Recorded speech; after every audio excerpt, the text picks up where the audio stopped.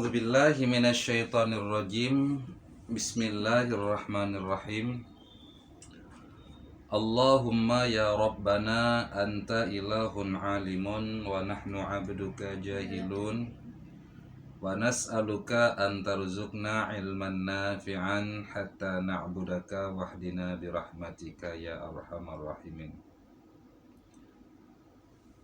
Allahumma zidna ilman warzuqna fahman. Malam ini kita belajar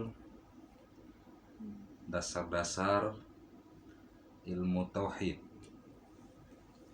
yaitu dasar-dasar kepercayaan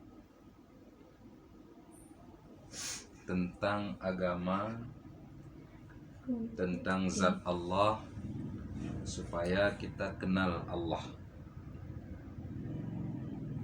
Ini dasar untuk orang-orang yang baru belajar.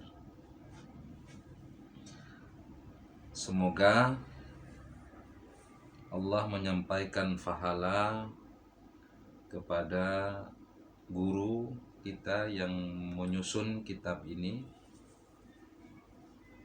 karena dengan kitab ini kiranya memberi manfaat kepada umat manusia. Bismillahirrahmanirrahim. Ilmu tauhid yaitu suatu ilmu yang membicarakan, yang membahas tentang dasar-dasar kepercayaan, keyakinan disertai dengan dalil.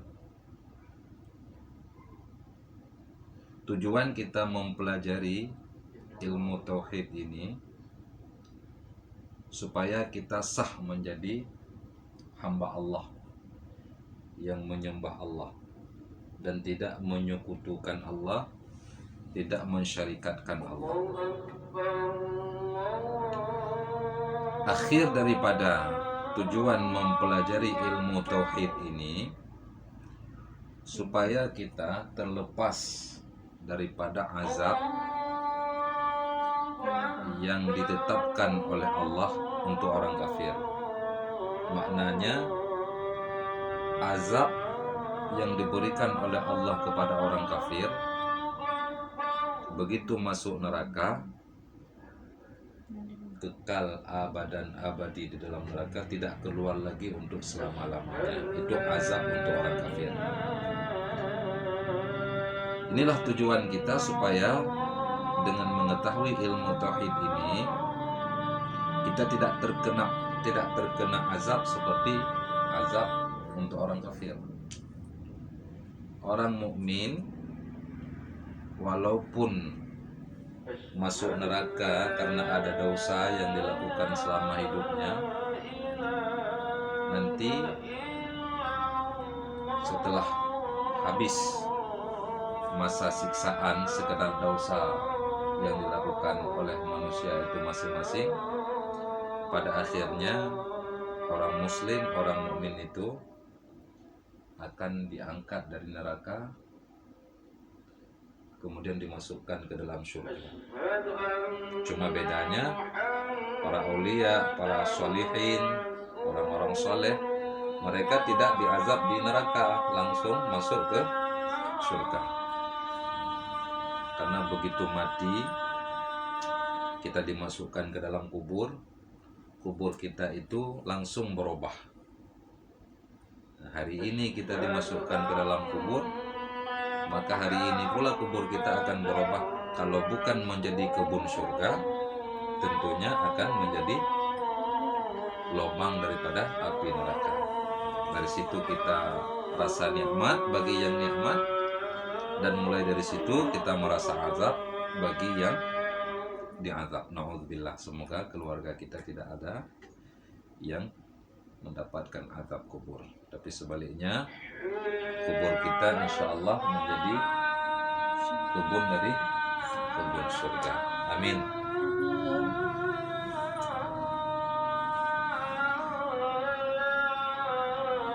Jadi dasar-dasar tauhid ini kita tidak melihat Allah, tapi kita tahu Allah itu ada.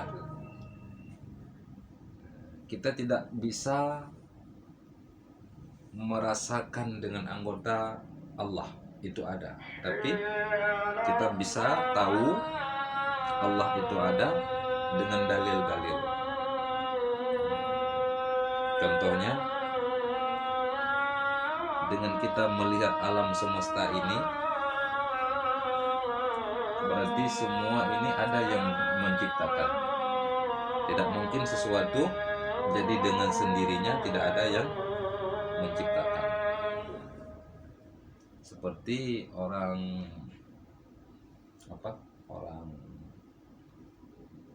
komunis, orang ateis, mereka tidak percaya ada Allah. Katanya sesuatu yang ada pasti bisa dilihat, sesuatu yang ada pasti bisa diraba.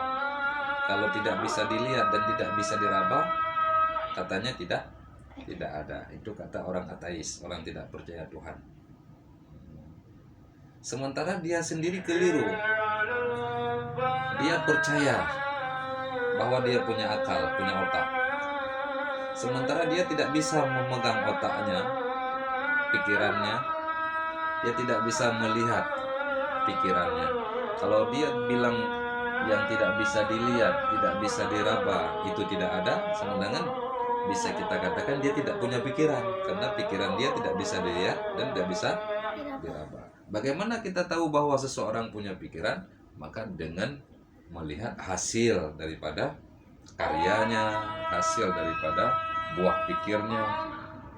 Maka begitu pula dengan dalil bahwa Allah itu ada. Kemudian hukum mempelajari ilmu tauhid ini wajib. Makna wajib, wajib ain. Apa artinya? Kepada setiap muslim, laki-laki atau perempuan yang sudah baligh, yang tidak gila, hukumnya berdosa besar apabila dia tidak mempelajari ilmu tauhid. Malah dia akan jadi musyrik, dia akan jadi kafir. Orang yang tidak mengenal tauhid dengan sendirinya tidak bisa mengesahkan Allah, maka ujung-ujungnya dia jatuh ke dalam kekafiran. Jadi hukumnya wajib. Wajib in artinya wajib untuk setiap individu.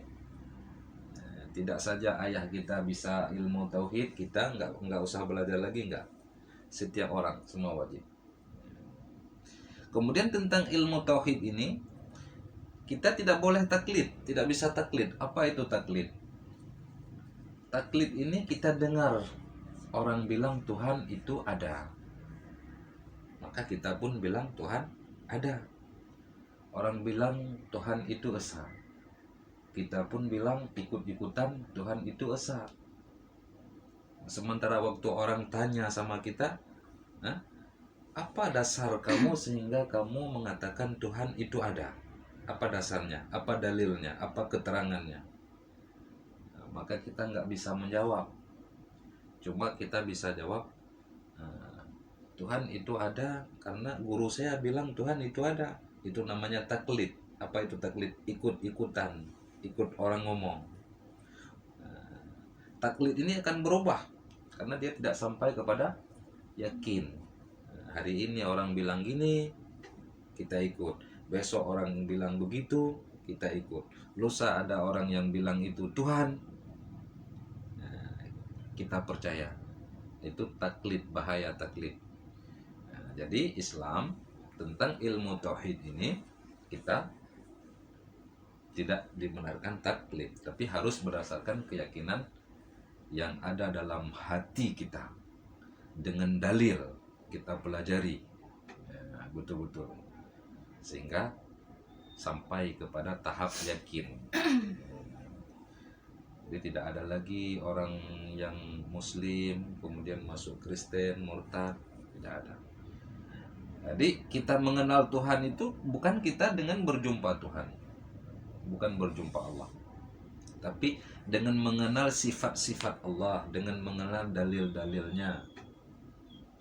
Seperti kita mau pergi ke suatu tempat, umpamanya rumah orang pesta.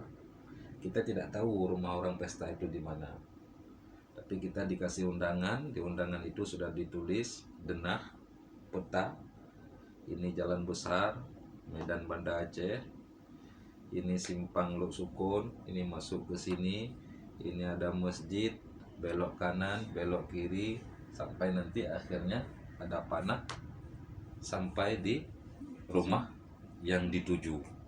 Begitu kita pelajari sifat-sifat Allah supaya kita sampai kepada mengenal Allah. Jadi dalam hidup ini kita tidak banyak dituntut oleh Allah, hanya memahami rukun-rukun iman dan mengerjakan rukun-rukun Islam, sudah cukup. Pahami rukun iman dengan benar, poin-poinnya, butir-butirnya. Karena kalau rukun iman satu, percaya kepada Allah, dua, percaya kepada malaikat, tiga, percaya kepada kitab, empat, percaya kepada Rasul, lima, percaya kepada hari kiamat, enam, percaya kepada qada dan qadar, untung baik dan untung jahat. Itu daftar isi, hanya daftar isi daripada rukun iman. Pengertiannya bagaimana? Satu, percaya kepada Allah. Untuk percaya kepada Allah, baru kita bisa sampai kepada yakin percaya kepada Allah. Kita harus penuhi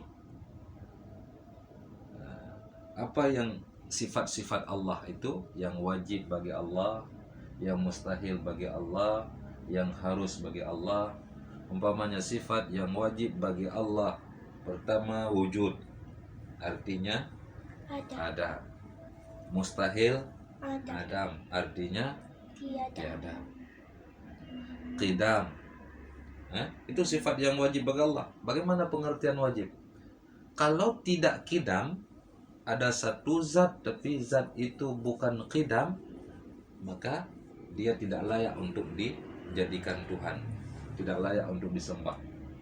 Jadi kita harus tahu qidam itu apa. Qidam itu kalau dalam bahasa Melayu, bahasa Malaysia dibilang qidam itu sedia. Itu terjemahan qidam dalam bahasa Arab, dalam bahasa Melayu artinya sedia. Tapi pengertian daripada sedia itu apa? Makna hakiki pengertian daripada sedia itu, daripada qidam itu, bukan hanya bisa menerjemahkan ataupun menghafal. Qidam artinya sedia, mustahil, hudus artinya baru. Tidak sebatas itu, tapi kita harus pahami dengan betul apa itu qidam. Yang dikatakan qidam itu adalah adanya Allah tidak didahului oleh tiada. Kalau kita ada, kapan kita ada? Sejak kita lahir. Sebelum kita lahir kita tidak ada. Itu namanya hudus, baru. Tapi kalau Allah, adanya Allah tidak didahului oleh tidak ada. Sudah ada. Dan adanya tidak berawal. Kalau adanya Allah itu ada berawal, sebelumnya Allah itu tidak ada, maka seakan-akan ada yang menciptakan Allah. Maka itu mustahil. Kalau sesuatu yang ada yang menciptakannya, tidak layak kita jadikan dia Tuhan. Kan ada agama lain yang mengatakan ini Tuhan, padahal yang dia tuhankan ada tahun lahirnya. Tidak ada qidam, tidak layak jadi Allah. Tidak ada baqa, tidak layak jadi Allah. Tidak ada mukhalafatuhu lil hawadis. Arti mukhalafatul hawadis ini kan berbeda, tidak sama dengan makhluk, tidak sama dengan orang, tidak sama dengan apapun. Sedetik pun tidak sama. Karena yang namanya pencipta dengan hasil ciptaan tentu beda.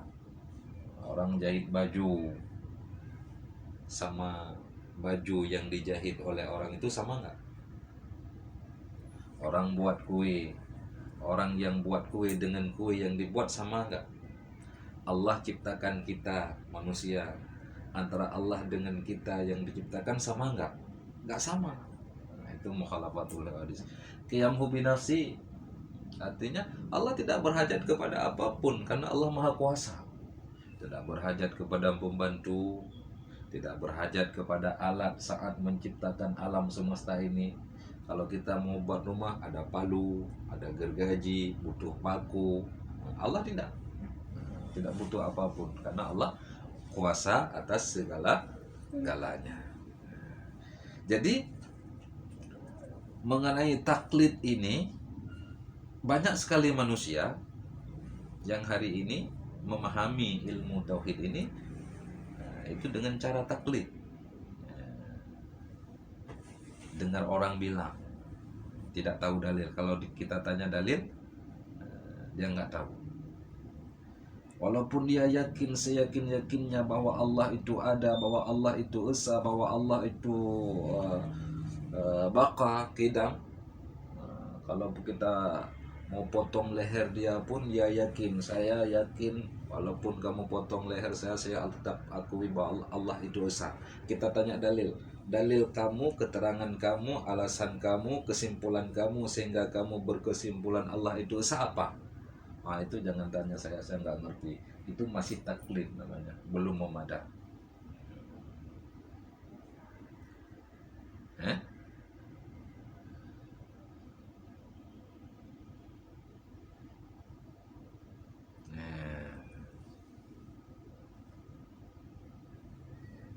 Jadi mengenai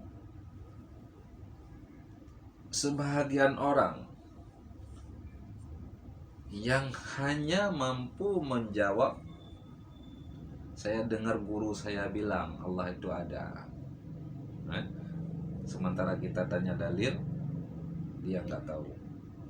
Maka di sini ada pendapat ulama mengatakan bahwa dia belum beriman. Imannya tidak ada, imannya tidak sah. Ada pendapat ulama yang mengatakan demikian.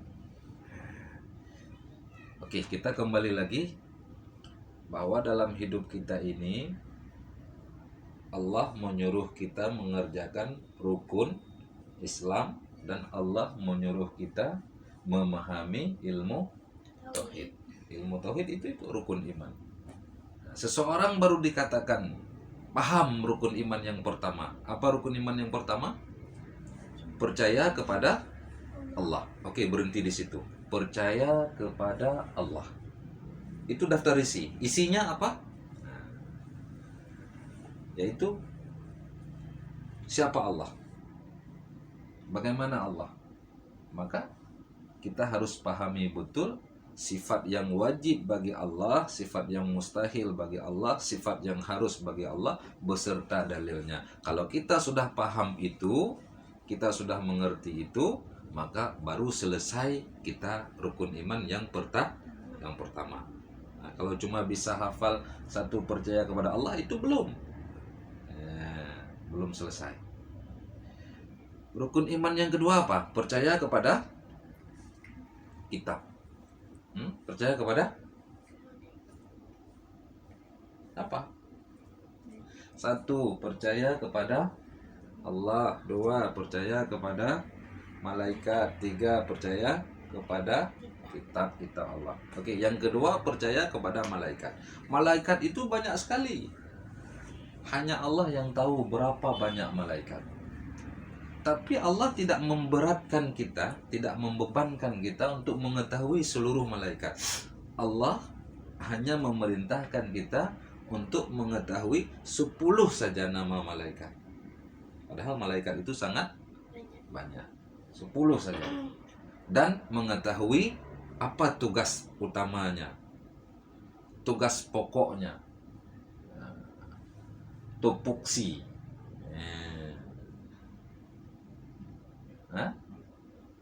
10 saja. Nah, coba pertama Jibril ataupun Jibrail, tugasnya apa? Mikail, tugasnya apa? Israfil, tugasnya apa? Hmm? Israfil, lagi? Israel, tugasnya apa? Hmm? Mungkar, tugasnya apa? Yang satu lagi, temannya Mungkar siapa? Nakir. Siapa? Nakir. Nakir. Nah, betul. Orang biasa sebut Nakir. Itu nama malaikat nggak boleh salah. Kalau nama orang bisa. Nama Ismail kita panggil Mail. Tapi nama malaikat itu rukun iman 10 orang harus betul. 10 malaikat itu harus betul namanya kita sebut, jangan salah.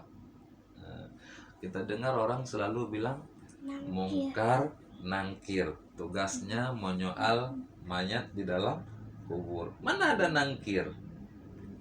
Yang ada Nakir. Coba lihat di kitab. Nggak boleh salah. Kalau salah, kita masih bermasalah pada rukun iman yang kedua. 10 orang saja, 10 nama malaikat saja Allah perintahkan kita beserta tugasnya. Namanya harus betul, tugasnya harus betul. Itu baru kita dianggap selesai masalah rukun iman yang kedua. Rukun iman yang ketiga, percaya kepada kitab-kitab Allah. Jadi ada sekarang orang ingin menyelewengkan. Dia bilang bukan percaya kepada kitab-kitab Allah, tapi dia bilang percaya kepada kitab-kitab agama lain. Itu salah. Yang betul percaya kepada kitab-kitab Allah. Allah ada menurunkan 4 kitab. Seperti Al-Quran diturunkan kepada Nabi Muhammad, Taurat diturunkan kepada Nabi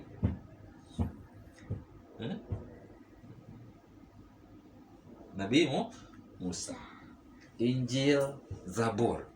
Nah, yang lain, nabi-nabi lain Allah tidak turunkan kitab, tapi diturunkan wahyu melalui suhuf-suhuf, lembaran-lembaran. Nah, kalau Al-Quran memang sudah satu kitab. Taurat satu kitab, Zabur satu kitab, Injil satu kitab.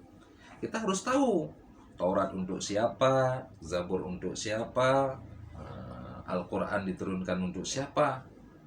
Nah, itu percaya kepada kitab-kitab, begitu maksudnya. Bukan percaya kepada kitab-kitab agama lain, agama Hindu ada, agama Konghucu ada, agama mereka ada kitab. Itu bukan kitab yang diturunkan oleh Allah. Kitab Taurat, Injil, Zabur, Al-Quran itu kitab yang diturunkan oleh Allah untuk Rasul. Karena itu semua Islam.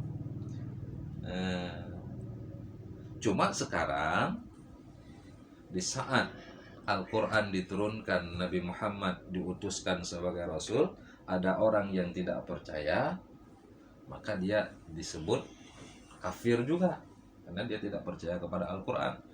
Cuma Taurat, Injil, Zabur itu sekarang sudah tidak berlaku lagi. Ya, itu dulu itu kitab Allah. Masyarakat waktu itu masa Nabi Musa, masa Nabi Isa, itu kitab pedomannya itu dari Allah. Cuma sekarang sudah banyak dirubah-rubah oleh orang-orang kafir. Disebutkan dalam Al-Quran, kita percaya itu Al-Quran firman Allah. Allah sebut dalam Al-Quran tentang peristiwa Taurat itu dirubah-rubah. Fawailul lilladzina yaktubunal kitaba biaidihim thumma yaquluna hadza min indillah. Celakalah bagi orang-orang yang merubah kitab Taurat, kitab Injil dengan tangannya. Dia tulis dengan tangan dia. Di sini begini, dia tulis begitu. Kemudian dia bilang sama masyarakat, ini asli dari Allah, padahal dia sudah merubah. Pertama kali, itu banyak sekali kitab Taurat itu dirubah-rubah, Injil dirubah-rubah saat Nabi Muhammad diutuskan menjadi Rasul. Datang orang-orang Mekah kepada ahli-ahli kitab di Israel, menceritakan bahwa di Mekah sudah lahir seorang pemuda bernama Muhammad, mengaku dirinya Nabi, akhlaknya begini, orangnya baik begini. Jadi orang Israel tidak dapat menerima kenyataan yang selama ini Nabi selalu dari Israel, dari Bani Israel. Sekarang Nabi akhir zaman, penghulu Nabi yang ditunggu-tunggu, bukan dari Israel, malah dari Arab. Nah, itu orang-orang Yahudi itu robah lah. Ditanya, bagaimana ciri-ciri Muhammad yang ngaku nabi di kampung kamu itu? Orangnya bagus, rambutnya begini, matanya bersih. Karena dulu kan kitab nggak banyak, nggak ada fotokopi, nggak ada dijual di toko-toko. Maka orang-orang Yahudi ini ambil pena, masuk ke kamar, dirobah. Kalau tadi dibilang rambutnya bagus, ditulis ini rambutnya keribu. Nanti dia tunjuk, oh yang di kampung kamu itu bukan nabi, ini di kitab ini, ya, ini ciri-ciri nabi. Di sini Muhammad, namanya bukan Muhammad, nabi akhir zaman. Rambutnya keribu, matanya keruh, orangnya jelek, dibuat di sini oleh orang Yahudi. Maka orang-orang yang datang ini pulang ke kampung. Ini Muhammad bukan nabi loh. Saya sudah datang dari sana sama orang yang punya kitab di Israel. Ditunjukkan kitabnya sama saya. Dibilang ciri-ciri yang ada sama yang ngaku nabi di sini nggak ada dalam kitab seperti itu. Itu maka sampai sekarang orang masih tunggu lahir nabi akhir zaman. Mereka masih nggak percaya Islam. Nah, itu rukun iman yang ketiga. Rukun iman yang keempat, percaya kepada Rasul. Rasul itu sangat banyak. Bukan 25 orang. 25 orang itu yang disebut namanya dalam Al-Quran. Jumlah Rasul itu semuanya berapa? Berapa? 313 orang Rasul. Kalau Nabi banyak sekali. Nabi 124.000 orang Nabi. Apa beda Nabi sama Rasul? Kalau Nabi, dia terima wahyu dari Allah, dia terima agama, dia amalkan untuk dia, tapi dia tidak dakwahkan kepada umat. Kalau Rasul, terima agama dari Allah, terima wahyu, kemudian sebarkan kepada umat. Itu beda Nabi sama Rasul. Makanya Nabi ini sangat banyak. Ada orang berdoa, ila hadratin Nabil Mustafa Rasulullah sallallahu alaihi wasallam wa khatimil anbiya. Anbiya itu jamak daripada nabi, segala nabi-nabi wal mursalin. Itu Allah tidak bebankan kita untuk mengetahui 313 nama Rasul. Karena Allah tahu, kita banyak yang bodoh. Jangankan 313 nama mau disuruh hafal, yang 25 saja ada yang belum bisa. Jadi seseorang yang sampai sekarang umurnya sudah 20 tahun, sudah 30 tahun, sudah 40 tahun, sudah mau mati, tapi nama Rasul 25 dia masih belum hafal, dihitung 1 Adam, 2 Idris, siapa lagi ya, 23 dia bisa ingat. Siapa 2 orang lagi? Siapa 1 orang lagi? Nabi Nuh sama Nabi Yunus sama enggak orangnya? Masih mikir kayak gitu, maka dia belum menyelesaikan rukun iman yang keempat. Artinya apa? Rukun iman yang keempat sama dia belum ada. Maka harus wajib. Wajib tahu, nggak boleh. Kalau mati kita sebelum mengetahui 25 Rasul,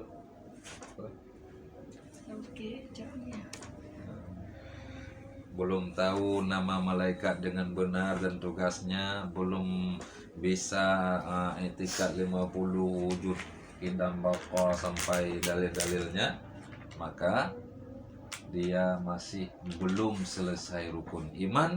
Dan kalau dia mati sebelum memahami ini semua, maka kata ulama,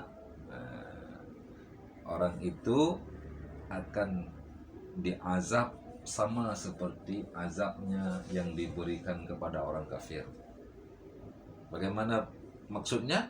Sebagaimana orang kafir masuk neraka tidak keluar lagi abadan abadi selama-lama, begitu pula nasib orang tersebut. Walaupun di dunia dia Islam, mengaku Muslim, baik orangnya, kalau ini tidak paham, sekaya apapun dia, begitu masuk kuburnya lubang neraka, sampai hari kiamat dia masuk dalam neraka, seterusnya nggak keluar lagi. Walaupun dia kaya, walaupun dia perkasa, walaupun dia cantik, walaupun dia pintar. Nah, jadi kita nggak perlu itu. Yang penting ini dalam hidup ini kita cari keselamatan. Bagaimana di dunia ini kita bahagia, di akhirat juga kita tidak masuk neraka. Kalaupun ada masuk neraka, tapi sebentar saja. Akhirnya nanti keluar lagi, masuk ke dalam surga, jumpa sama Rasulullah. Kita sering dengar nama Muhammad, tapi kita belum jumpa. Bismillah. Nah, mungkin demikian dulu. Ada lagi nanti rukun iman yang ke-5, rukun iman yang ke-6. Tapi pahami dulu bahwa kalau kita tidak paham butir-butir ataupun kandungan daripada setiap rukun iman itu bagaimana, itu moga-moga kita tidak mati dulu. Kalau mati sudah rugi. Insyaallah kita diberi kepahaman oleh Allah dalam keluarga kita tentang ilmu tauhid ini, supaya kita mati dalam keadaan iman dan